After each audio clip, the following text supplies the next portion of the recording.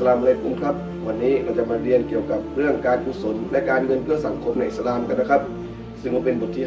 5ของหรือบทสุดท้ายของคอร์ส PSU Book นะครับเรื่องความรู้เรื่องการอิสลามฉบับวัยรุ่นสร้างตัวกันนะครับหลังจากเรียนจบบทนี้ผู้เรียนจะสามารถอธิบายแนวความคิดของการกุศลในอิสลามและสามารถวิเคราะห์ผลกระทบที่จะเกิดขึ้น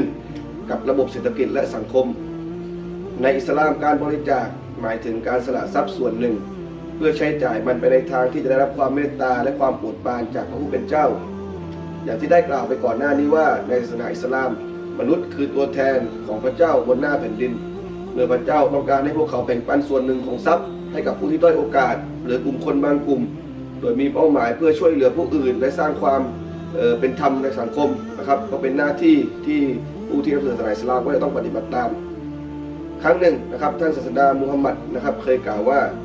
มือบนย่อมดีกว่ามือล่างนะฮะมือบนก็คือมือที่ให้ส่วนมือล่างก็คือมือที่รับนะครับอันนี้ก็เป็นหะดีษซอฮีฮ์ของอิหม่ามบุคอรี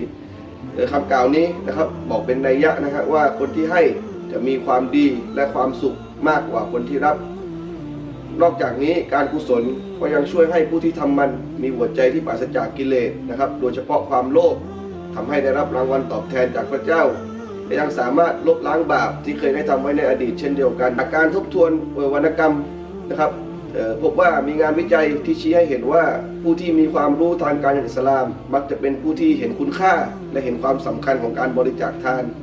ซึ่งทานในอิสลามสามารถแบ่งออกเป็น3ประเภทหลักๆนะครับดังนี้นะครับอันที่1ก็คือซากาตนะครับหรือว่าทานบังคับถือเป็นหนึ่งใน5เสาหลักของศาสนาอิสลามที่พระเจ้ากำหนดให้ผู้ที่เป็นมุสลิมจำเป็นต้องกระทำนะครับบทบัญญัติด้านซากาตถูกส่งลงมานะเพื่อกระจายความมั่งคั่งจากผู้ที่มั่งมีไปสู่ผู้ที่ขาดแคลนเพื่อที่จะลดช่องว่างระหว่างชนชั้นและขจัดความยากจนให้หมดไปในสังคมโดยศาสนานะครับได้กำหนดให้ซากาตจะต้องถูกจัดสรรไปให้กลุ่มบุคคล8กลุ่มนะครับอันนี้ก็เป็นหลักฐานจากในคัมภีร์อัลกุรอานนะครับซึ่งทั้ง8กลุ่มนี้ก็ได้แก่1ผู้ที่ยากจน2ผู้ที่ขัดสน3ผู้ที่จัดเก็บและจัดการซากาต4ผู้ที่มีใจโน้มเอียงสู่ศาสนาอิสลาม5ผู้ที่เป็นทาสหรือว่าเฉลยศึกนะครับ6ผู้ที่มีหนี้สินล้นพ้นตัว7ผู้ที่ทำงานในหนทางของอัลลอฮ์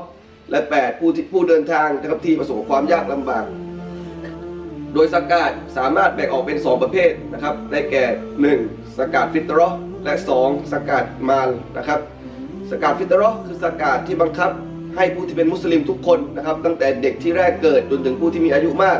นะครับต้องจ่ายมันในวันตรุษอีดินฟิตรีนะครับก็คือหลังจากการถือศีลอดนะครับในเดือนรอมฎอนโดยที่จะต้องจ่ายมันด้วยอาหารหลักของในแต่ละพื้นที่นะครับถ้าเป็นในประเทศไทยเราเนี่ยก็จะจ่ายด้วยข้าวสารนะครับโดยต้องจ่ายประมาณจำนวนนะครับประมาณน้ำหนักประมาณ 2.6 กิโลกรัมนะครับซึ่งข้าวสารเหล่านี้ก็จะถูกจัดสรรไปยังกลุ่มบุคคลทั้ง8จำพวกนะครับตามที่ผมได้กล่าวไปนะครับ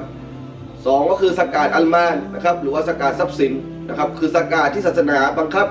เฉพาะผู้ที่ครอบครองทรัพย์สินบางอย่างนะฮะครบรอบ1ปีปฏิทินอิสลามนะครับแล้วก็มีจำนวนมากกว่าเกณฑ์ที่ศาสนากำหนดซึ่งทรัพย์สินเหล่านี้ก็เช่นเงินนะครับหุ้นทองคำอินทผลัมและสินค้าคงคลังเป็นต้นซึ่งทรัพย์สินที่เราจะโฟกัสในวันนี้ก็คือเงินนะครับสำหรับเงินทุกประเภทนะฮะไม่ว่าจะเป็นเงินสดเงินฝากหรือว่าเงินที่เราไปลงทุนในตลาดหุ้นเมื่อผู้ใดครอบครองครบ1ปีปฏิทินอิสลามแล้วก็มีจำนวนมากกว่าเกณฑ์ที่ซอบนะครับซึ่งเป็นเกณฑ์ที่ศาสนากำหนดจะต้องจ่ายซากาตจำนวน 2.5% ของเงินก้อนนั้นนะครับให้กับกลุ่มบุคคล8จำพวกตามที่ระบุไว้ในคัมภีร์อัลกุรอาน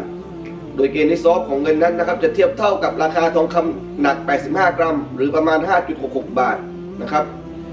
ยกตัวอย่างนะครับถ้าทองคำหนัก 5.66 บาทมีราคา 200,000 บาทนะฮะแล้วก็เรามีเงินที่ครอบครองครบรอบปีเนี่ยจำนวน 300,000 บาทนะครับเราก็จะต้องจ่ายซากาต 2.5% จากเงินที่ครอบครองซึ่งก็จะเป็นเงินจำนวน 7,500 บาทนั่นเองนะครับอันที่2นะครับทานที่2ก็คือเรื่องของซอดาเกาะห์นะครับซอดาเกาะห์เนี่ยถือเป็นทานที่ศาสนาส่งเสริมให้กระทำนะครับจะไม่บังคับนะครับผู้ที่เป็นมุสลิมนะสามารถทำซอดาเกาะห์ได้นะครับด้วยความสมัครใจนะครับแล้วก็สามารถทำได้ทุกเมื่อนะฮะไม่ต้องรอกำหนดครบรอบปีนะครับโดยการกระทำนี้มีจุดมุ่งหมายเพื่อช่วยเหลือผู้ยากไร้แล้วก็ทำให้สังคมดีขึ้น จากคำสอนของศาสนาอิสลามการทำซอดาเกาะห์นะครับไม่จำเป็นต้องทำด้วยตัวเงินเสมอไปการกระทำที่เป็นประโยชน์ต่อเพื่อนมนุษย์นะครับเช่นการใช้คำพูดที่ดีการช่วยเหลือผู้ที่กำลังเดือดร้อนการไกล่เกลี่ยข้อพิพาทนะครับการเยี่ยมผู้ป่วยการปลูกต้นไม้นะฮะและแม้แต่การยิ้มให้กันเนี่ยก็ถือเป็นส่วนหนึ่งของการทำทานประเภทนี้ด้วยนะครับก็คือการเห็นประโยชน์ของเพื่อนมนุษย์นะครับดังนั้นผู้ที่เป็นมุสลิมไม่ว่าเขาจะเป็นคนจนนะฮะหรือว่าคนรวยก็สามารถทำทานประเภทนี้ได้เมื่อพวกเขาประสงค์นะครับทานประเภทที่3ก็คือวากัฟเป็นคำภาษาอาหรับนะฮะซึ่งเป็นคำภาษาอาหรับหมายถึงการบริจาคทรัพยากรเพื่อใช้ในกิจกรรมที่เป็นสาธารณประโยชน์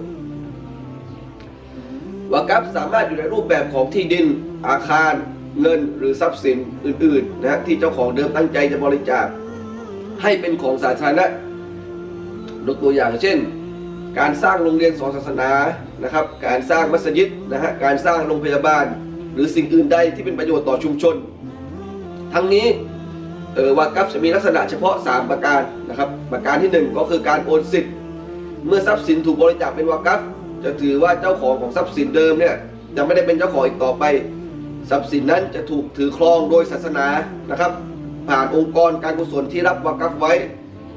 ประการที่2นะครับการใช้ประโยชน์ที่ยั่งยืน